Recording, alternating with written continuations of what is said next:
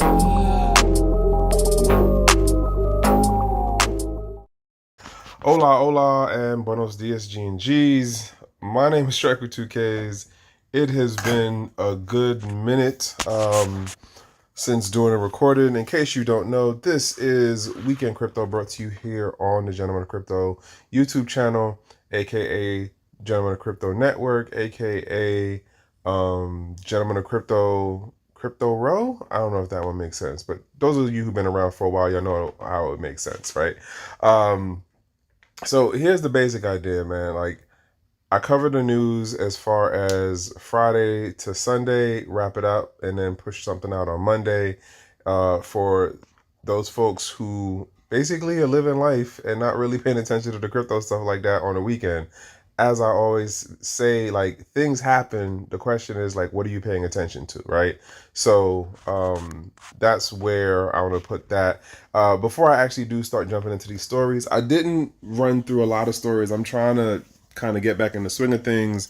And I think a lot of the news going out right now is X amount of conjecture, as I will highlight within, some of these stories I cover. But before I get into that, I do want to say thanks to the folks who have been reaching out. We've been having our, DM conversations on things. Appreciate y'all. Appreciate the folks who are like, hey, when you're going to drop something.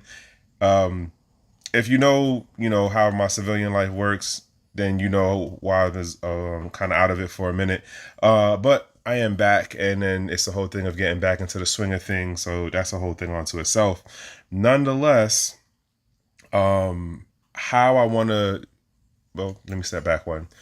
I do want to say thank y'all for the folks who are still like, I've been looking forward to the weekend crypto stuff. I do take, or people taking what I say to have value. I appreciate y'all. I really do. Thank you very much. As well as the scammers and stuff like that, because if I'm not doing something that has some level of effect, then there would be no need to try to scam on my name or the content that I produce. Whether it be just to, whatever the scam is that y'all pulling, because I can't even call it for some of the folks. But let me get off of that horse and like jump into these stories. So this first one we're gonna jump into is Sir Bank, Russia's biggest lender to offer crypto assets trading this month. And if you've been following me on the conversations and the live streams with Zay and King, as well as like what I've been saying on here as the weekend crypto, and then just even what I'll be pushing out on Twitter and stuff. Like, I've been calling this thing with Russia for a hot minute now. They were always going to move into the crypto thing, because why? Enough of the financial institutions and government realize, hey, we have to get our leg in there. We have to carve out our part of the market to have economic viability and stability for this new shift in how financial instruments are going to change locally and globally. You can't let the other party or the other country or the other jurisdiction totally dominate the space. Everyone has to be able to have their tools and resources. That's what this move is. This isn't about DeFi. This isn't about economic sovereignty of the individual. This is about the country making sure they can still do what they need to do in the local and global markets for financial instruments as it relates to their citizens, as well as their ability to move in the bigger global bilateral multipolar environment. I'm gonna say it that way. Something that I had brought up a couple episodes back was I'm reshifting how I'm trying to present these things to those of you who are listening out there about this, right? It's not about saying or giving like price predictions or like full on like, oh, this is definitely going to happen. So for saying that is that meaning, sorry, that this is about like indicators. This is about, are we seeing a new trend by like one or two things happening? Are we seeing multiple things happening that are showing a pattern of behavior or an indicator of how an industry, a country, a company, or a person or a group of individuals or organization are moving? And again, I've been saying this for damn near a year and something now. Russia was always going to end up moving in this direction because we saw things happening on the legislative front. We saw things happening locally, as far as like on the ground with the people, and then more so what was going on with the banks. So case in point here with Russia's banking, the Russian banking giants, Bank.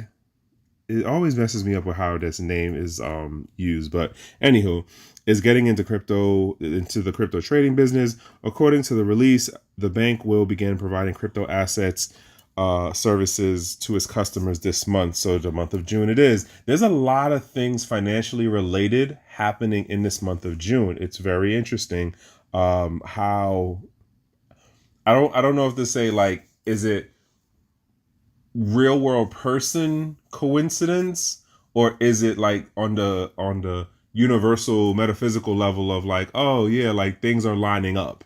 But I want to jump down to, where is it at? There is a company that they talk about in here, and I called them out a while ago, not on some like negative stuff, but on the end of, this company has been, where are you at, in the foray of this crypto movement from the break. All right, so here you are. This line that says, so on this paragraph, the second sentence, it says, Lighthouse, a fintech startup, and Atomize, a tokenization platform supported by the Russian Federation. This company, Atomize, they've been in the works from the get-go.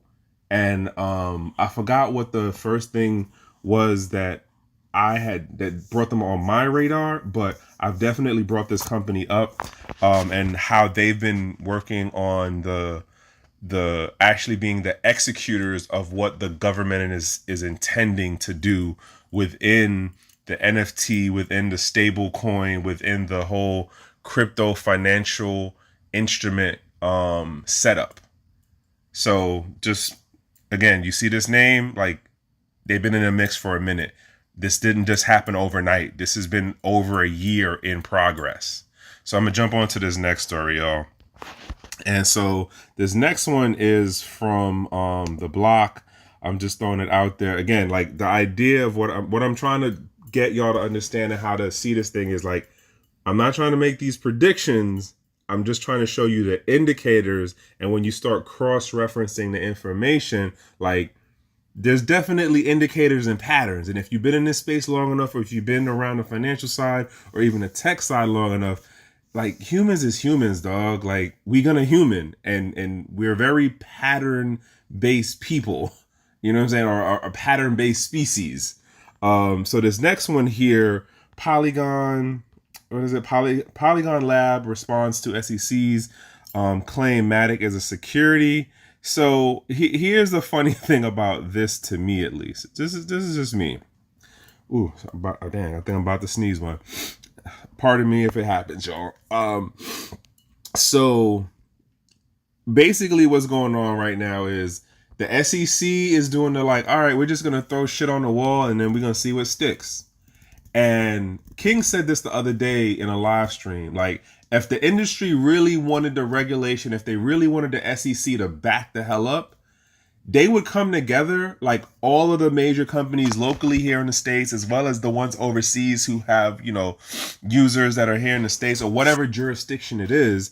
And they would actually start like, all right, you know what? We all come into court and we're going to start pressing y'all. But that's not what they're doing.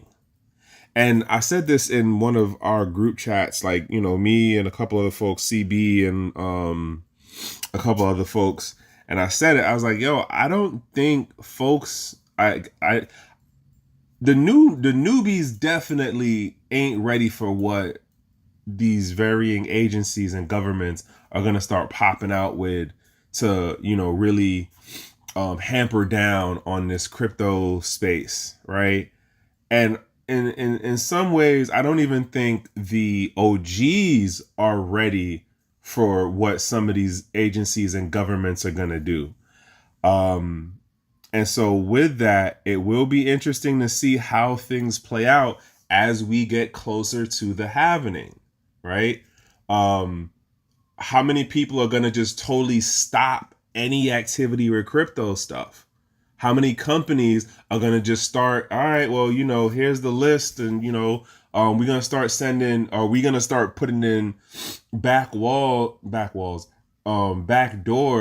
or we're going to start giving the backdoor access we have to our platform and our network just straight over to the government. Like, I think a number of these companies are going to kowtow. They're going to toe the line. As King says, it's gang. Like, get up, like shut up or lay down. Like one of these two things is going to happen. I have another thought in relation to that, but let me get into this first paragraph right here. So after stating the token was developed outside the U.S., deployed outside the U.S., and focused and focused to this day on the global community that supports the network, Polygon Labs claimed that MATIC was a necessary part of the Polygon technology from day one, ensuring that the network would be secure and remain so to this day. So what's happening is they're basically playing a word war game in the public eye to make it look like, hey, well, we got to say something, because if we don't say something, it's going to look to the community like we just rolled over. Like, if we spent a year going through all of the partnership announcements, all of the advertisements that they were doing at all of the major conference events, I'm calling cap on whoever wrote up this response to put out to the public to make it seem like they wasn't really trying to make market penetration in the States. Okay? And so I'm calling cap on that right there. But at the end of the day, they have to start saying something. And I'm gonna be honest, I think what is gonna mess up a lot of the major players in the US markets in particular is that they're not gonna come together. At the end of the day, that's always the tactic that works best for the government. When the people who they target and snipe individually do not have support, and when I say support, I mean public sentiment support, I mean financial support, if it's an individual versus a company, like, hey, do you have the emotional support for the strain that they will put on you by using all the resources they have to mess with your whole life? And we could ask Reggie Middleton about this because he done been down that road. We could ask Arthur Hayes about this. But Arthur had the bank on him, right? Arthur had the money that the man ain't in jail. Granted, he's... let me not even say that. The point being is that when you are going up against government agencies, they will do everything within their means to be able to cut you at the knees, cut your support, do the public defaming, all of that fun stuff, right? And so at this point, again, it goes back to like, if the industry, as the major players in whatever jurisdiction and market, don't come together, and even if you ain't even a major player, just be like, yo, all right, let's put the resources together and do blah, blah, blah to, support you getting the better lawyers. How about that? Or support, let's start actually pushing on the, pushing the buttons for the people who are the voted legislators who influence the bureaucratic appointed position people in the CFTF, in the SEC, in FinCEN, right? But that's not what's happening. It's the other way going. Traditional TradeFi is the one who's doing that. They sticking together to try to keep their stuff going. But anywho, let me jump off of that, right? There's another line in here that had got me. And so Polygon Labs comments follow MATIC's delisting from fintech trading app Robinhood. I seen when that came out on Twitter the other day, and I was like, yo, you know what's funny? Just like that, you lost access.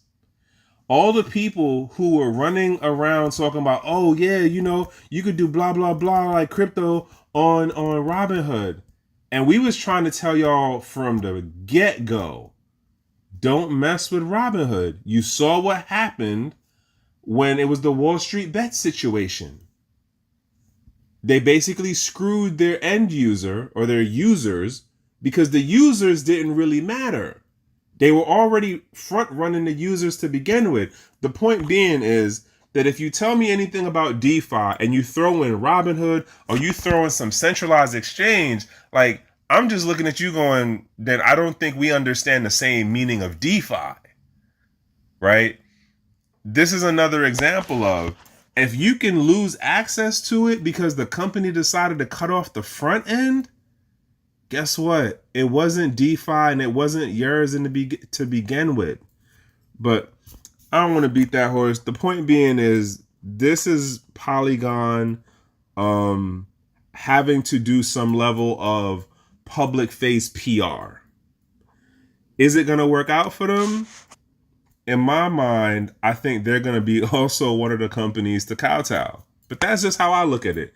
Y'all community members might feel different about it. You might think that, them towing the line and falling in with gang is going to be the best thing because the price is going to do blah, blah, blah. And I want to throw this point out because I feel like I've heard a lot of conversations around why the regulation needs to be there because of the scammers and the people who don't have financial literacy. And you got to protect the users.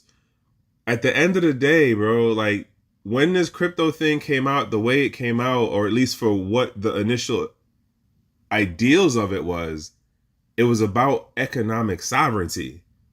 And in economic sovereignty, there is no, oh, who do I go to when I mess up or someone gets me, right? It's you're executing your ability to use financial instruments as you see fit. Whether you're saving it, whether you're spending it, whether you're trading it, whether you're collecting whatever the thing is in that form, that's that part of that financial economic sovereignty thing. And then you use it as you choose fit. Again, in the realistic world of not going beyond the legal quote things, right? And we all understand what I'm saying in the reasonable mind of what is the legal thing. You ain't going out there trying to hire to hurt somebody or do other things that, I don't even want to get on saying because of how YouTube works. But y'all understand that part. When I look at how the conversations are going now, everyone's just on some like, well, I need to protect what I lost because, the government has to help because it isn't fair that I lost it, or it isn't fair that I got scammed, or it isn't fair that I didn't get to be able to make more in monetary gain without doing any actual work.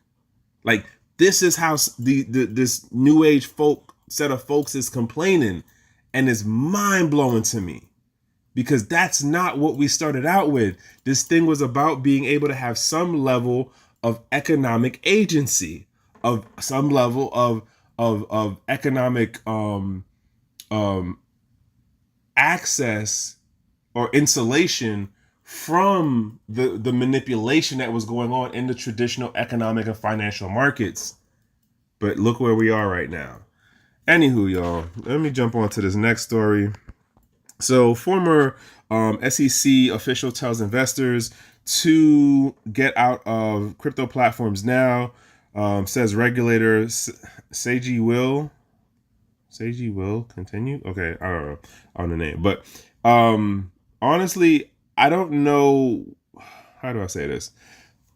This story comes off to me as we're going to use somebody with an official title who was a part of the gang to tell you why you should be afraid of a technology that allows you, if used efficiently or effectively, to have some level of economic sovereignty, right? And here's the other thing that gets it.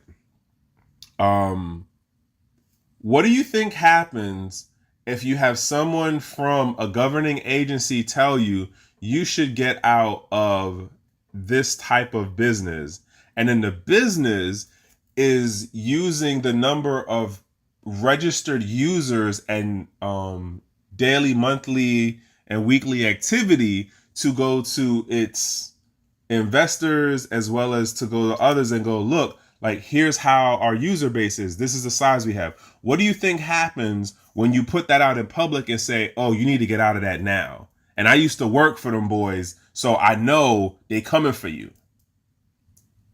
You're manipulating the market to screw with the business's revenue model, because the users, whether they front running them, whether they trading against them, whether they're using the number of registered users or the activity level to then generate as some other kind of revenue stream, you're messing with the business.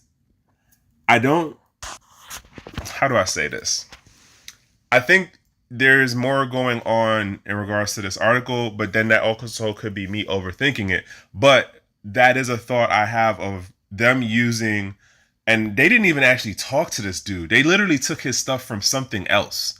But the idea of this is a indirect way of going market manipulation. Let me jump into one of the highlights that I had about who this person is. Where's his name at? So John Reed Shark, who founded the SEC's Office of Internet Enforcement, and he spent 11 years as the chief of it, pretty much. Where are we at? Let me do. That's basically who this guy is. So the siege will continue. There we go. That's what that line meant. Sorry, y'all. The basic idea was that he's trying to say, like, I used to be on the inside. You guys, as regular users, y'all need to, worry and get out because they're going to come and take everything. And I think there's a whole nother thing going on, and I'm going to keep saying it this way, about Biden's dog whistle. All of the agencies at various levels, whether we talking federal, whether we talking state, whether we talking county, whether we talking city, all of them heard the dog whistle, and everyone's trying to maneuver in their positioning to get like their foothold within the industry. That's just been my take on this thing. And this thing here, again, of using someone who had an official title, who was a part of the gang, like, yo, like, when if Hester Pierce leaves out of the SEC in this next go, because I think her term ends, I think, in another year or two. It might be before this next election. But I don't think y'all could imagine how many people are going to look to interview her, and then the amount of derivative articles that are going to come out of what she said from the one or two original interviews to try to give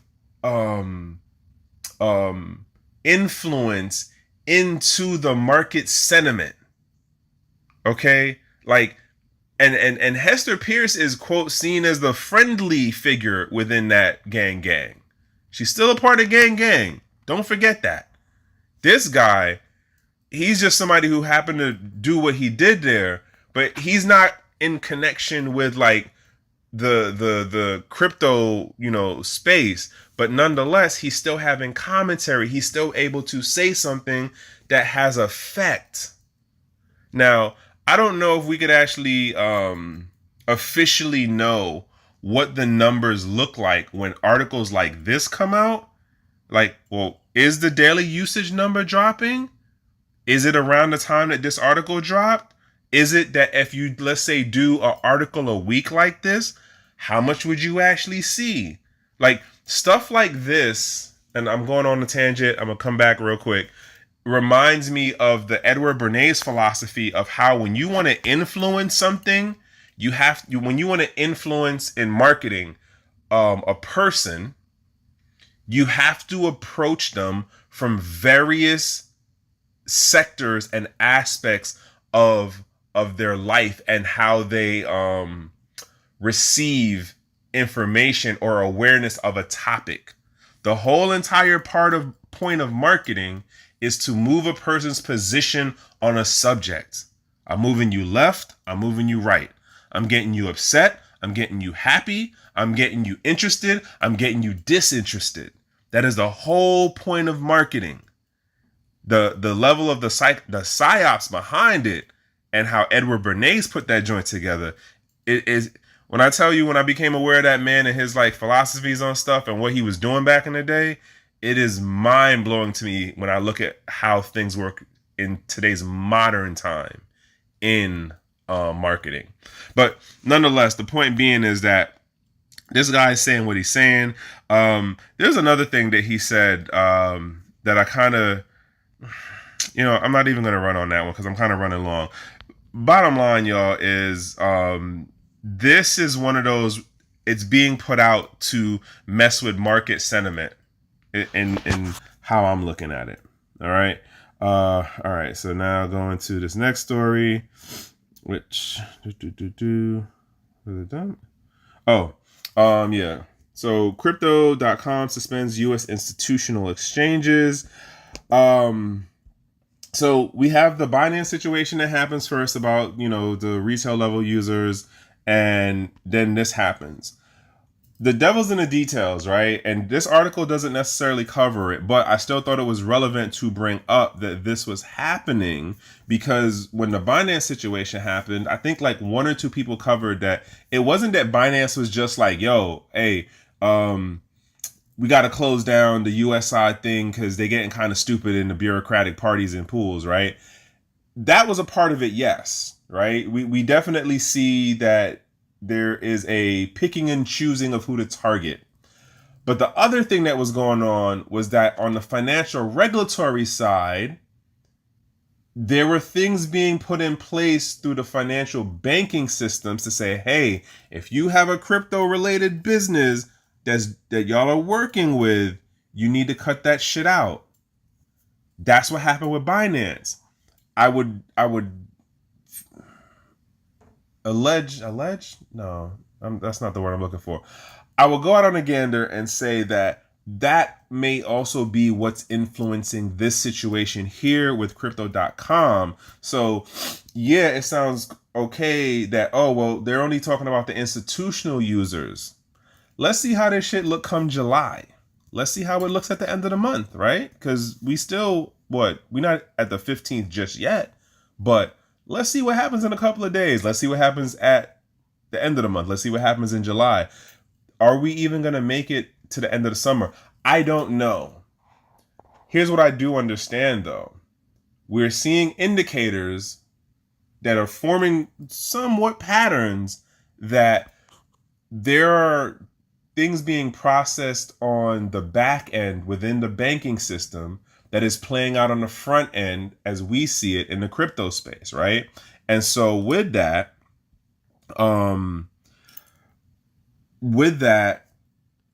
we're basically like, it's one of those, like, we're not seeing what's behind the curtain.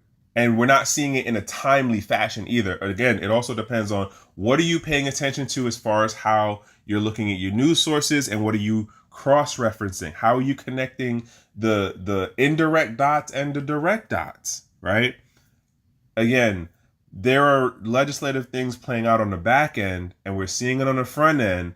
And so, it looks like, there must be something kind of messed up going on with Crypto.com, but we don't got to worry about it because that's only the institutional level.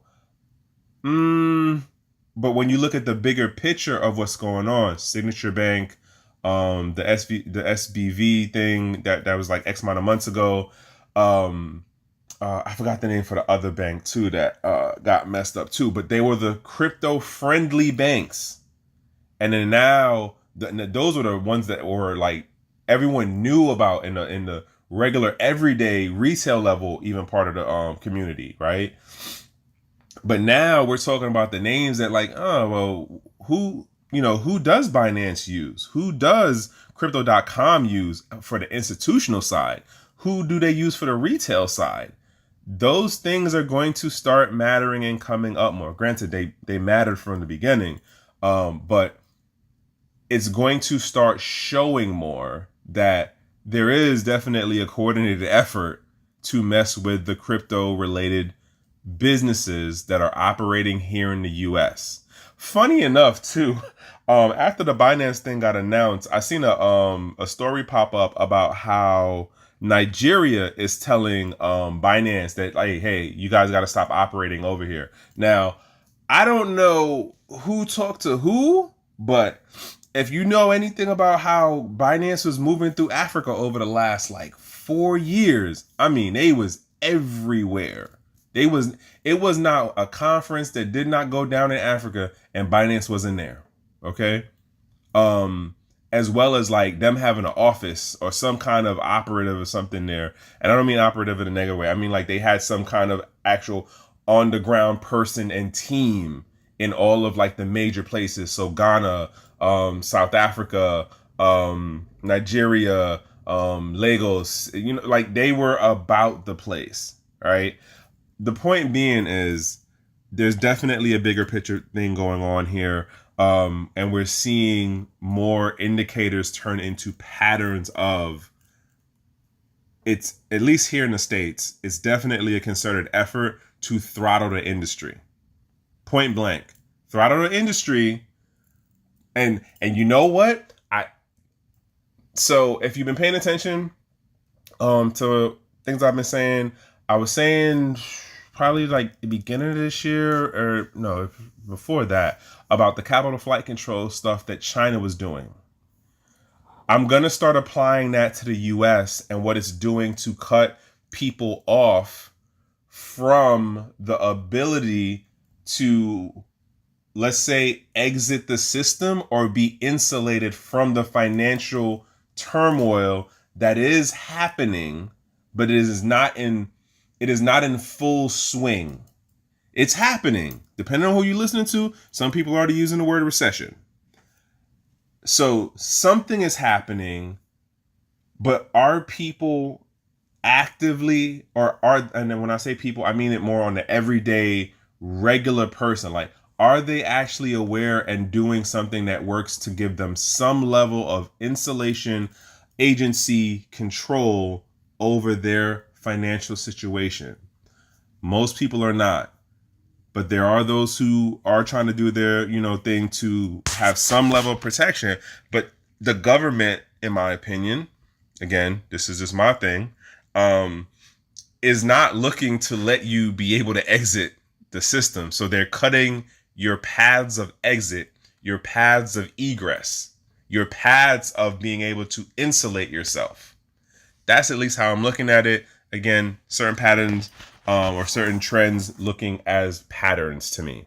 And so what was the other one? There was another story. Boop. Was this one? Yes. Last thing, and then I'm out. So Cathie Woods. Cathie Woods loads up on Coinbase, block one share despite SEC attack. So I was thinking about this when I was reading this article. And one, they're not actually talking to her. They're literally pulling. I think they're pulling from her what is it? The monthly YouTube video talk session that she does. The point being is, some people might call Cathie Woods the canary in the coal mine because she's like the indicator of, hey, things are looking dark, but like I still think the space is gonna move in a good direction. Other people are just like, yo, this lady has no idea what she's doing. She's either the biggest fool or she's in with some kind of scheme of it. Why I brought this story up is because her level of doubling down is arguably like one of those like, yo, that's some big D energy right there.